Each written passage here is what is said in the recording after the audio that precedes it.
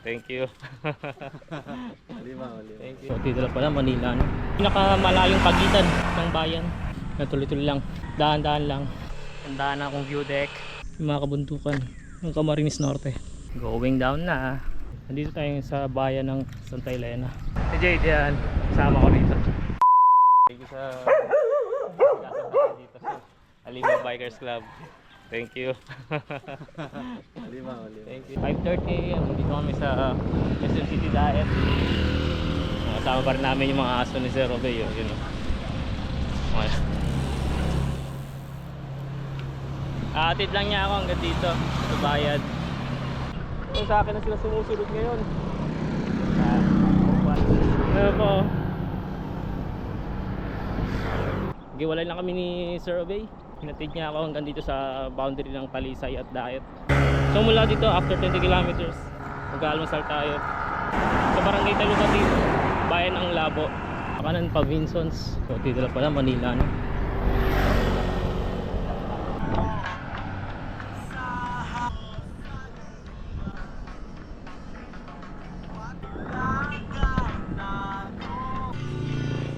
Labo, Camarines Sur na ako. Pasado alas 6 na ng umaga. Dito tayo mag-tumakay na. Siguro paglampas yun doon sa tinutukoy ni Sir Obey. Ano 7 na. At kumarga na tayo ng almusal dito sa barangay Talukati. Pabapasaan si Sir ng mga Sir Obey na Gatorade at Pocari Sweat. Yan, dahil malayo pa yung next na bayan. Santa Elena ay nasa 58 kilometers mula rito. Mag-alas 9 na mga padyak. Nandito pa ako sa pagitan ng Labo at Santa Elena. Ito yung nakita ko na pinakamalayong pagitan ng bayan. Nakita ko kanina sa kilometer post ay 62 kilometers. Yung Tagkawayan to Calawag nasa 50 kilometers yun eh. Ito 62. Nakaka 20 pa lang ata ako mula Labo, mula bayan ng Labo. Wala pa sa kalahati ng distansya nila. Tuloy-tuloy lang, daan-daan lang, kasi meron ditong mga kaunan. May nakita akong tatlong peak, nasa 200 meters ang elevation. Manila, pakaliwa 300 kilometers. Wala yung Pakapalonga, pakanan. Tapos na ako sa unang bundok. Grabe ang haba ng nilusong ko ron. Ngayon paakit na ulit. Papahinga lang tayo saglit. Water break. 30 kilometers pa bago mag Santa Elena. Alas 10 na ng umaga. Sana di naman umulan. Ganyan lang, makulimlim lang. Hindi tayo tumagal. Ito sa Kadapawan, barangay ng Labo, West District.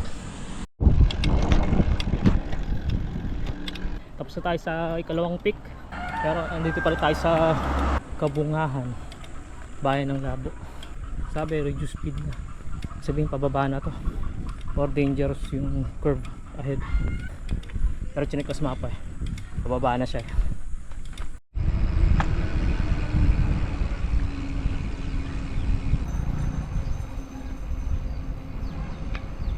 Tandaan na akong view deck. Medyo nakakaberan na ng mga puno. Kita mo pa rin yung mga kabundukan ng Camarines Norte. Konti na lang, mga 23 kilometers Santa Elena na. May isa pang peak na akyatin, kaya na yan siguro. Tapos after nun puro pababa na hanggang Calawag. May mga konting ahon pero hindi na siguro ano yun, minimal na lang. Sana bago magtanghalian nasa Calawag na tayo. Ayan, habulin natin yan kung kaya. Yun na lang ahunin ko, isang mataas na ahon na lang, tapos puro pababa na hanggang Lopez, Quezon. So 11 na pala mga padyak. Kumain na rin ako ng lugaw dun sa barangay na nadaanan ko. Sobrang lawak pala ng bayan ng Labo. Hanggang ngayon wala pa rin ako sa boundary ng Santa Elena. Ayun, salamat. Peak na to siguro. Wala naman na nakita mataas na lugar dito. Okay, bababa na tayo. Ito na yung welcome signage ng Santa Elena. Ito, going down na.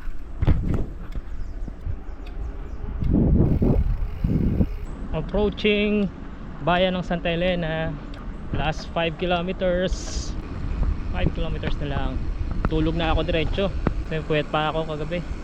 Hindi ako nakatulog ng maayos. Nandito tayo sa bayan ng Santa Elena. Ito ako papahinga muna saglit. Tapos na rin naman ako kumain. Yan silang park dito. Nandito tayo sa junction. Yung pakaliwa ay papuntang Kagawayan. Yung pakanan, yung pakalawag. Sa pakanan tayo. Dito tayo sa boundary ng Santa Elena, Camarines Norte at na Calawag, Quezon. Ang gawin, may nasa lubong ako matanla. Ito na lang turon. Kaya ako binili ko na lang din. Sakit lang. Bahat muna tayo. Balik na ulit tayo sa ruta na kung saan bubusinahan at bubusinahan ka ng mga truck at mga buses. Dalawang lane lang eh. Hindi pa sementado yung shoulder oh. Sado alas 4 na. Makapasok na ako dito sa Calawag, Quezon. Maliit lang pala itong bayan nila.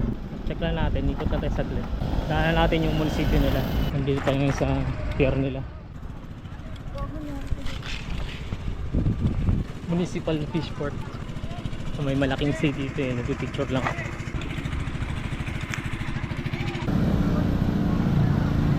Mga festival pala sila.